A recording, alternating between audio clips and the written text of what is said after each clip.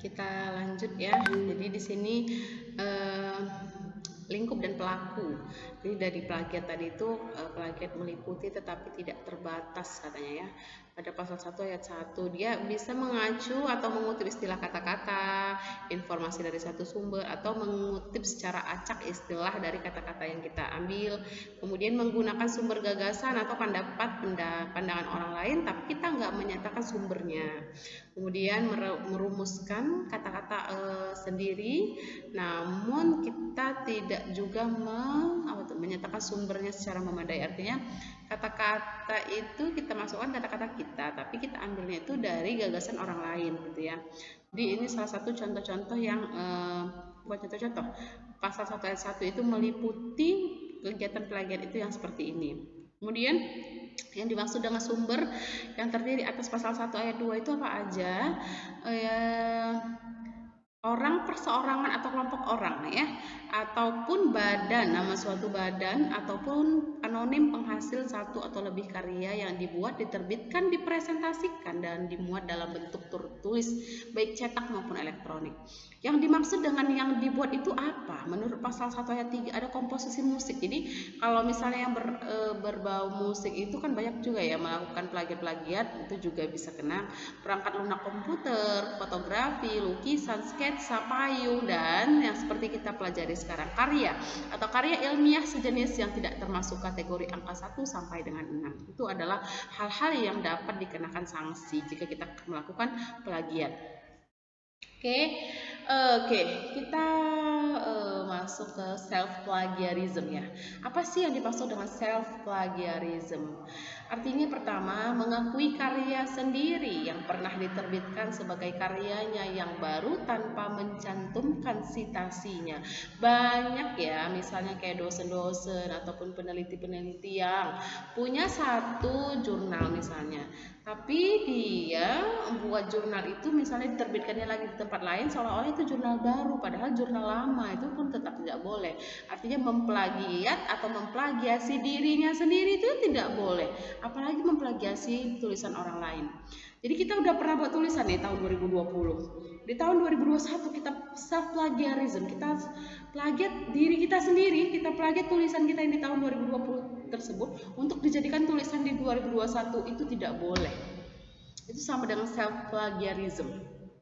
Oke, kemudian tidak boleh ada sebagian atau seluruh isi karya ilmiah yang telah diterbitkan sebelumnya dituliskan kembali oleh penulisnya pada karya ilmiah berikutnya tanpa sistem penulisan rujukan yang baku. Itu juga tidak boleh ya.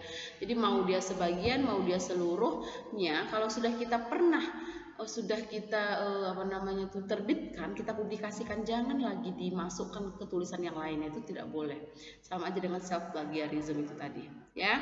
Oke, beberapa kasus plagiasi itu pertama ada copy paste dari kalimat orang lain, kemudian penambahan teks dari karya ilmiah lain, kemudian kita melakukan substitusi kata dari kalimat pada karya ilmiah lain, kemudian kita ubah kalimatnya itu aktif menjadi pasif, parafrase tanpa acuan yaitu membuat kalimat lain tapi idenya sama tanpa sumber acuan. Itu salah satu beberapa kasus plagiasi. Oke, jadi kalau sanksi-sanksinya itu bisa dibaca saja ya kalian ya, lanjut ya. Etika penulisan karya ilmiah. Tadi kita sudah belajar, kita sudah melihat tentang etika penulisan, pengertiannya, kemudian sanksi-sanksinya, kemudian jenis-jenis apa yang termasuk plagiat itu kita sudah lihat. Sekarang kita masuk ke etikanya. Jadi bagaimana sih sebenarnya etika dalam melakukan penulisan karya ilmiah tersebut? Pertama, kita harus mengikuti petunjuk bagi penulis. Ada GFA, ada IFA, itu ada dokumennya tersendiri ya. Yang kedua, kita tidak menggunakan data dan hasil olah data tertentu secara berulang tanpa kaidah acuan. Yang ketiga, kita melakukan rujukan yang diambil langsung dari sumber aslinya. Yang keempat, kita menulis semua sumber acuan itu di dalam daftar pustaka. Makanya saya sudah pernah ingatkan ke kalian bahwa daftar pustaka itu adalah hal yang paling penting di dalam sebuah karya ilmiah. Kenapa? Karena itulah tandanya kalau kita tidak plagiat. Kalau daftar pustaka kita itu banyak, berarti kita banyak mengambil punya orang lain, namun tidak bisa dibilang plagiat. Kenapa? Karena kita masukkan data atau sumber orang lain tersebut.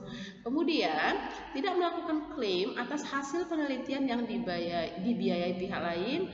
Kemudian kita mencantumkan ucapan terima kasih kepada pihak yang yang berhak itu bisa dimasukkan di kata pengantar. Kemudian menggunakan bahasa yang baik. Coba dari etika-etika ini ada menggunakan bahasa yang baik, kemudian mencantumkan ucapan terima kasih dan lainnya. Ini saya kasih contoh-contoh beberapa penulisan yang saya rasa kurang beretika. Jauhi narkoba hydra katanya. Jadi mencampur antara dua bahasa itu juga sebenarnya tidak boleh ya, tidak efektif, tidak baik, tidak beretika bisa dibilang. Kemudian friend chicken, coba bayangin, ayam apa nih? Teman ayam. Jadi jelas-jelas sudah dirusak katanya. Katanya itu sudah bukan friend loh, friend ya kan. Jadi sudah dirusak kata-kata ini, salah satu contoh-contoh kata-kata yang salah, kata-kata yang kurang beretika. Kemudian ini mencampur-campur bahasa ya. Kemudian ini tengok juga banyak ya, halte flyover katanya. Jelas-jelas aduh, jadi sangat-sangat banyak sangat-sangat banyak pencampuran kata-kata yang sebenarnya tidak efektif dan tidak baik. Kalau ini juga gitu ya. Kemudian ini merusak kata. Thanks your for come to visiting US. Oh my god, bahasa Inggrisnya kacau sekali. Jadi ini juga salah ya. Tidak baik. Ini salah satu contoh kita beretika dalam penulisan. Kemudian ini lagi, matikan istri jika tidak diperlukan. Ini bukan kalimat yang baik, sangat-sangat tidak baik, ya ampun.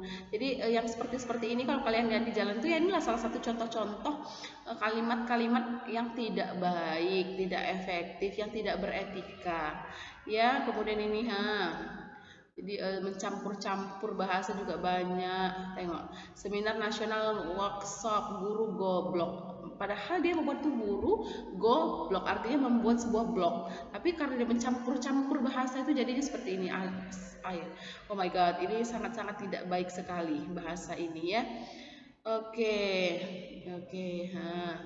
Jadi cukup banyak bahasa-bahasa yang tidak baik kita lihat di kalangan kita sendiri, etika-etika berbahasa yang kurang pas ya. Saya rasa itulah materi kita untuk hari ini, pertemuan kelima hari ini mengenai etika penulisan ilmiah. Jadi saya rasa kita bisa mengaplikasikannya ke diri kita masing-masing. Oke? Saya rasa cukup perkuliahan kita hari ini. Assalamualaikum warahmatullahi wabarakatuh.